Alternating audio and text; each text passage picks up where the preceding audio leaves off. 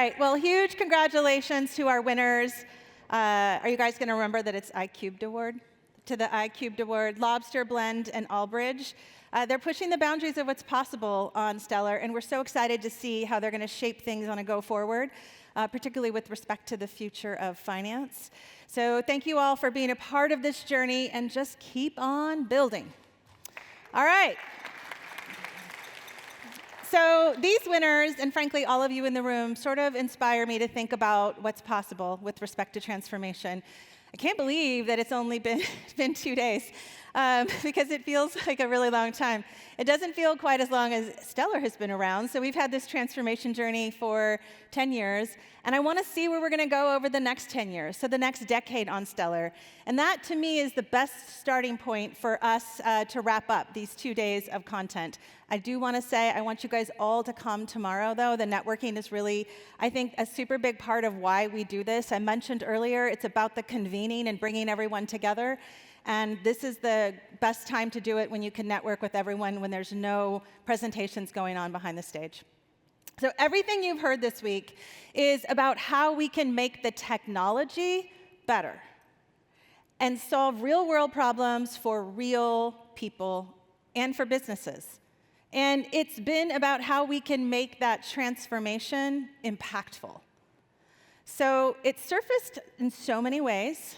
This is just a snapshot of this ecosystem at work, talking about innovation and transformation, and sometimes demonstrating to us where that transformation is. This slide is one of my favorites to see because it sees you can see sort of the breadth of what we did.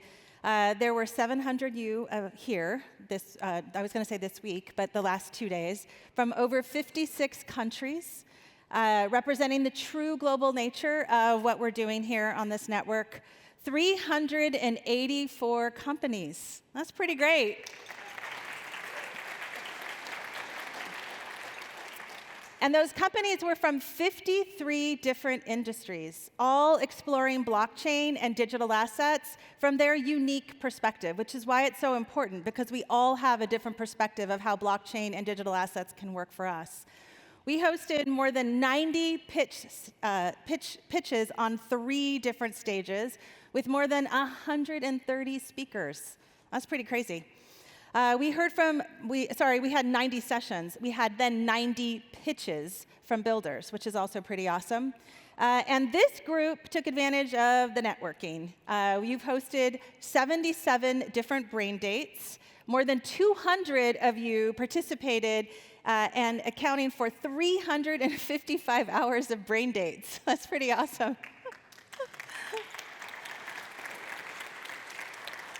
So my takeaway is the ecosystem really showed up to talk about how Stellar is transformational and working and transforming the future of finance. So that's pretty awesome.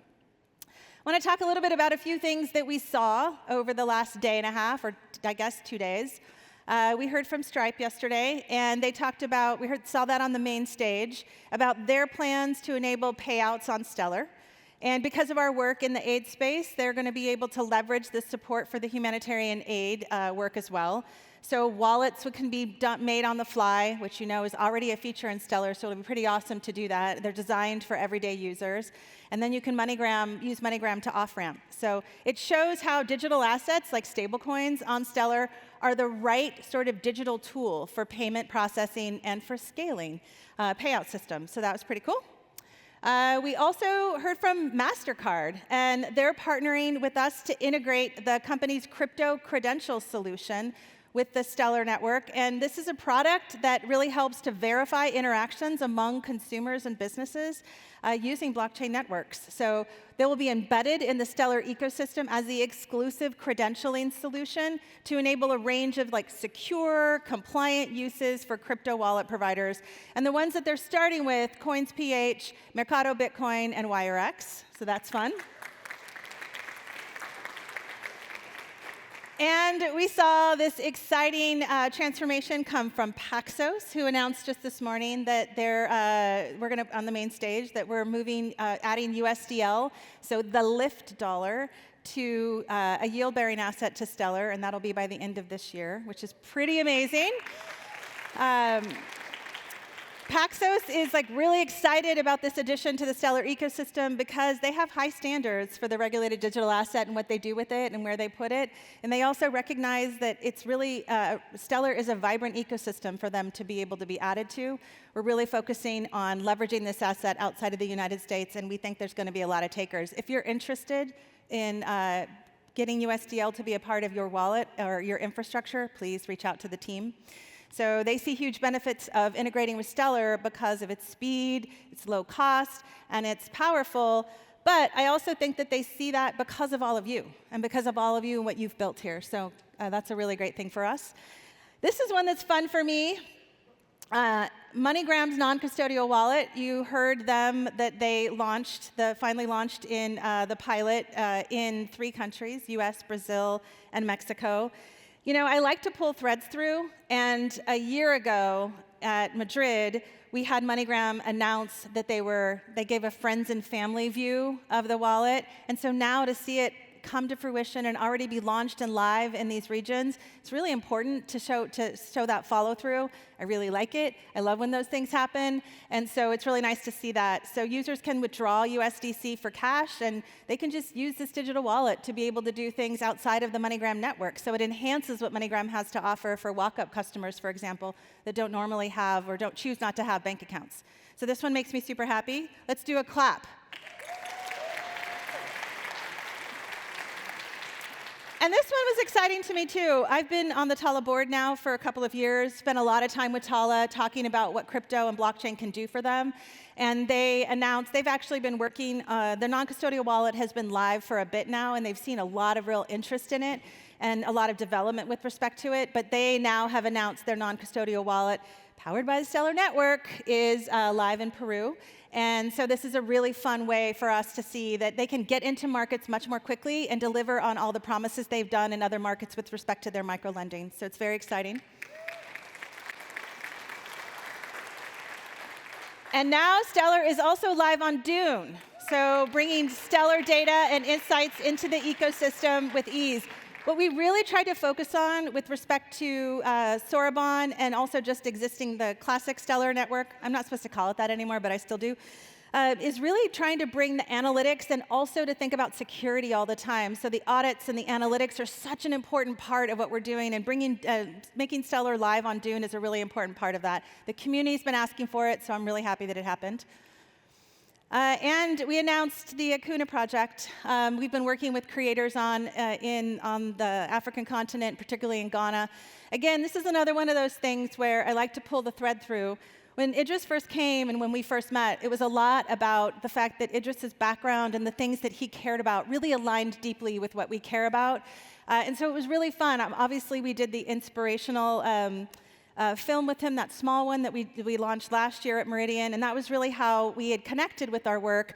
But because he was so deeply connected to the people and the businesses that we care about outside the United States and frankly in the global South, it was really fun to be able to come together to create this wallet and to focus on something, this niche that's really important, which is that creator niche, and having those folks be able to export their talent outside of Ghana and to be able to get paid for it. So leveraging lots of the great things that the Stellar ecosystem has built and being able to make this happen. So we're going to see this economy, outside of any of this kind of double I think it's actually, we're going to like 5x it in the next few years in terms of the creator economy in the region.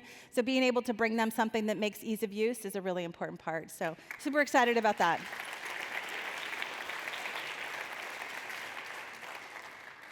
And on the blockchain burrow and on the builders stage, I mean, look at these photos. It's super great to be able to see the transformation theme was alive and present there. I hope a lot of you got to be able to go to these stages. Let's see what's happening across the ecosystem and the tech stack, transforming not only how we build, but what can be built on Stellar.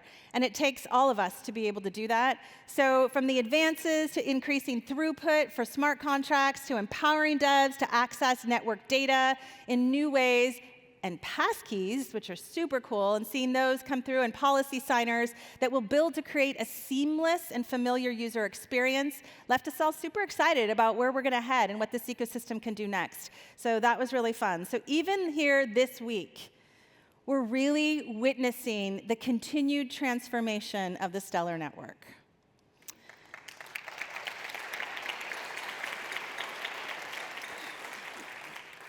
All right. So all of these incredible moments, the talks and the projects, the people that I got to walk by and say hi to in this really beautiful building on lots of different stages are the result of a lot of work, a lot of hard work from the people in this room and what you guys have done to be able to bring this kind of vibrancy and this kind of creativity to Stellar and to make it where it is today. It took time, it took unwavering focus, and it took us not to be distracted or fooled into thinking that real change and real solutions are unattainable, because we all knew that they were. And a lot of other places, you don't see that happening.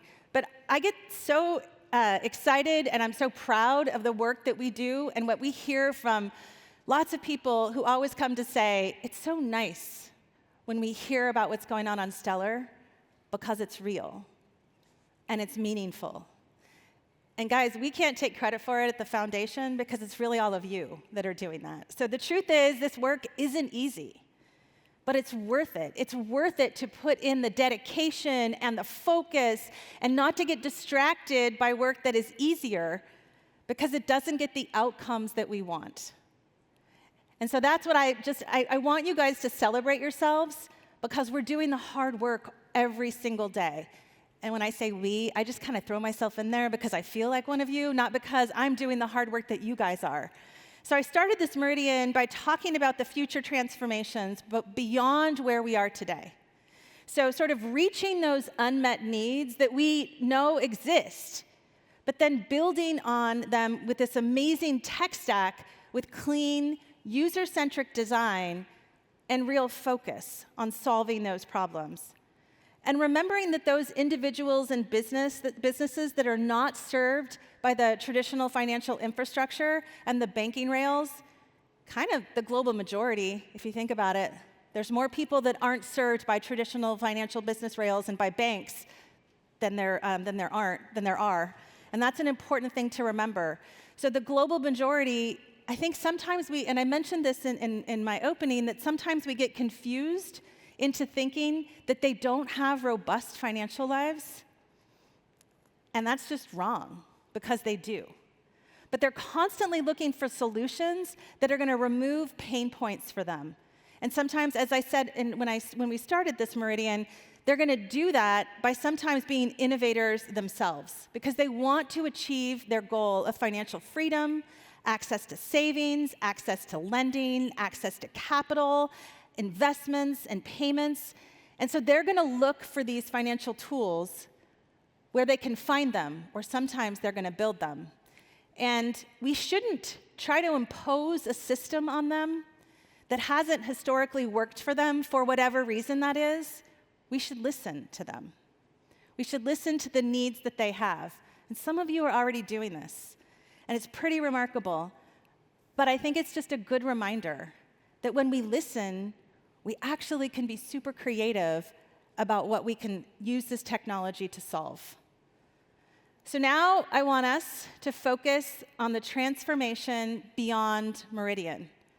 So what is your part in this transformation journey? What is the vision for what you can do? So I'm going to make you guys stand up again. Stand up. And the first time I told you to turn to the right, and somehow that didn't work out, and I get it now. I get it now. But don't do it yet. But I'm going to have you turn to the left this time, because maybe it'll work. I know it won't. But I want you to listen to the person next to you and listen to what they tell you about whether they achieved their goals and their Meridian outcome. Because if every single one of us in this room took action, the impact that we can make is massive. It's global, and it's definitive. So thank you all for coming. Let's end it by you guys talking. So grateful for all of you being here. Hope to see you tonight and tomorrow.